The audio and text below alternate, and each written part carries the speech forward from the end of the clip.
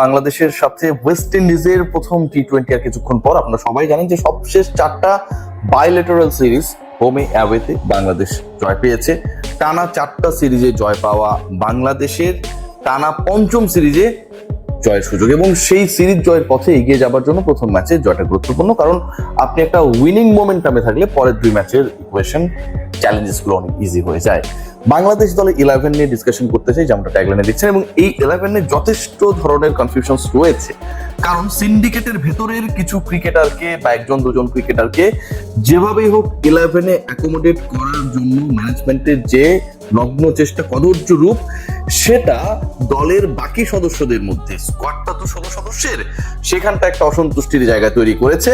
এবং শেষ পর্যন্ত বাংলাদেশ দল যেহেতু 6 জনের বেশি ব্যাটার অ্যাকোমোডেট করতে পারবে না, কারণ প্রপার 5 জন বোলার লাগবেই। আবার খেলা হচ্ছে সাগরিকার উইকেটে, যেখানটায় প্রচুর রান রয়েছে। বাংলাদেশের বেস্ট কিউরেটর জাহিদ রেজা বাবু এই পিচ বা এই উইকেটটা বানিয়েছেন।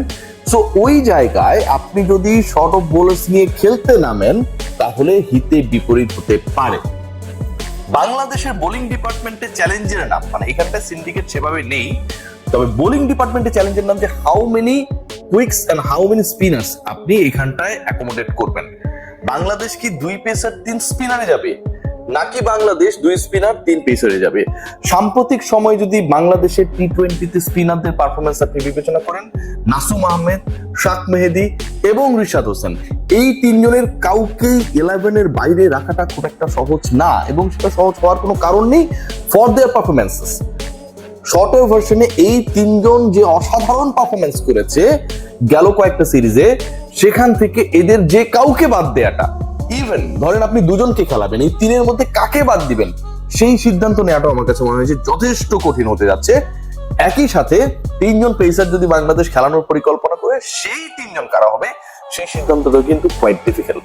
তবে বাংলাদেশ দলের ওই যে বললাম যে মারপ্যাচ চলছে, সিন্ডিকেট বাজি চলছে ব্যাটিং ডিপার্টমেন্টে, ওটা কারণ বোলিং ডিপার্টমেন্টে এই ধরনের ঘটনাগুলো ঘটছে না। বোলিং কোচের দায়িত্বে যে 2 জন রয়েছেন, শন পেইট রয়েছেন, মুস্তাক আহমেদ রয়েছেন, তাদের মধ্যে আসলে এই ব্যাপারগুলো কম কাজ করে, তারা আসলেই ডেলিভার করছেন। ইনফ্যাক্ট বাংলাদেশের বোলিং ডিপার্টমেন্টের জন্যই কিন্তু এই গত 4টা সিরিজে জয় পেয়েছে। হোয়াট অ্যাবাউট দ্য 11 এবং টপ 6 ব্যাটিং লাইন আপে আসলে কারা থাকছে সেই আলোচনায় যদি যাই, শুরুটা নিয়ে যথেষ্ট কনফিউশন রয়েছে। আপনি খেয়াল করে দেখেন যে সাইফ হাসান, তিনি সব পজিশনেই বাংলাদেশ তাকে খেলিয়েছে এবং বিভিন্ন পজিশনে ঘুরিয়ে ফিরিয়ে খেলানো সাইফ হাসান প্রত্যেকটা পজিশনে ক্লিক করেছে। এখন সাইফ হাসানকে আপনি 4-এ ক্লিক করাতে চান, 3-এ ক্লিক করাতে চান, নাকি ওপেনিং এ ক্লিক করাতে চান, this is going to be a very important question. সাইফকে যদি আপনি 4-এ খেলান, তার মানে আপনি পাওয়ার প্লেতে সাইফের সেই স্ট্রোক মেকিং অ্যাবিলিটিকে কাজে লাগাতে চান না। এটা কিন্তু খুবই গুরুত্বপূর্ণ প্রশ্ন। আর সাইফকে যদি আপনি ওপেনিং এ খেলাতে চান বা সেই পরিকল্পনাটা করেন, তাহলে ইমন এবং তামিমের মধ্য থেকে একজনকে নিচে নামাতে হবে। ইমন এবং তামিমের একজনকে যদি আপনি নিচে নামানোর পরিকল্পনা করেন, লিটন দাসের ব্যাটিং অর্ডারটা তাহলে কি হবে? লিটন দাস তো নাম্বার 3 হিসেবে আমরা ভাবছি। ইমন তামিমেরও যদি একজন নেমে যায় এবং ইমন তামিমের একজন যদি ওপেনিং এ থাকেন, সাইফ যদি ওপেনিং এ গিয়ে পার্টনারশিপ করেন, তাহলে লিটন কুমার দাসের ব্যাটিং অর্ডার কি হবে? ইমন এবং তামিমের যিনি নিচে নেমে যাবেন, তার ব্যাটিং অর্ডার কি হবে? মানে অনেকগুলো প্রশ্ন কিন্তু এখানটায় তৈরি হয়েছে। আমি ডেফিনেটলি চাই ইমন এবং তামিম দুজনই বাংলাদেশের যে সেটআপ 11 সেটআপ সেখানটায় থাকুক, কিন্তু একই সাথে আই এম বিট কনফিউজড। আপনি একটু চিন্তা করে দেখেন যে আমি সাইফকে দিয়ে টপ 6 মানে প্রথম 6 ওভার, শুরু 6 ওভার, গুরুত্বপূর্ণ 6 ওভার কাজে লাগাবো, নাকি সাইফকে আমি নাম্বার 4-এ খেলাবো? এটা কিন্তু একটা পাজলিং সিচুয়েশন ক্রিয়েট করেছে যে আপনি সাইফকে কোথায় খেলাতে চান। সাইফ যেভাবে স্ট্রোক মেক করতে পারে, যেভাবে অ্যাটাকিং ক্রিকেট খেলতে পারে, লাস্ট ম্যাচেও আমরা দেখেছি যে তিনি যেভাবে ওয়েস্ট ইন্ডিজের বোলিং অ্যাটাকের বিপক্ষে অনেক বেশি সাকসেসফুল ছিলেন, সেই জায়গা থেকে 80 রান করেছিলেন, সেই জায়গা থেকে আপনি সাইফকে কোথায় খেলাবেন, দ্যাট ইজ দ্য কোয়েশ্চেন। এবং সবশেষ সিরিজে ওপেনিং করে আসা, ওপেনে খেলে আসা একটা ছেলেকে আপনি নাম্বার 4-এ পরের সিরিজেই খেলাচ্ছেন, যদিও সেটা ডিফারেন্ট ফরম্যাট এবং সেই ফরম্যাটেও সে সাকসেসফুল, এটা একটা বড় প্রশ্ন। সো আমার কাছে মনে হয় টিম ম্যানেজমেন্ট কিভাবে এটাকে ঠিকঠাক করবে আমি জানি না, বাট সাইফ হাসানকে I want to see in opening. Saif হাসানকে আমি ওপেনিং এ দেখতে চাই, ইমন এবং তামিমকেও আমি 11-এ দেখতে চাই। লিটন কুমার দাস তো ক্যাপ্টেন, তিনি থাকবেন। টপ 4 নিয়ে এখানটা আসলে ডিসকাশনটা শেষ হয়ে যায়। টপ 4 নিয়ে আর কোনো আলোচনার সুযোগ নেই। এই 4 জনকে আমি বাদ দেওয়ার পক্ষে না।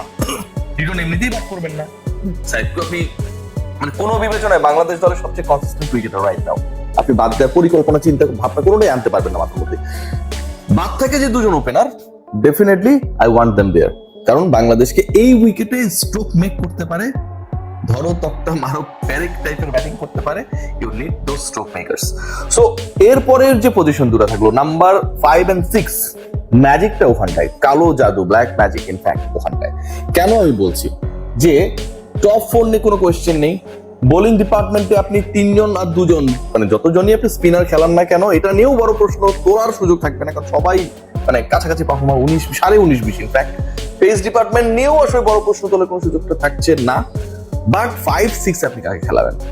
হু will be your keeping option? Liton Kumar Das the captain, তিনি নিজেই কিপ করবেন, ধরেন করলো।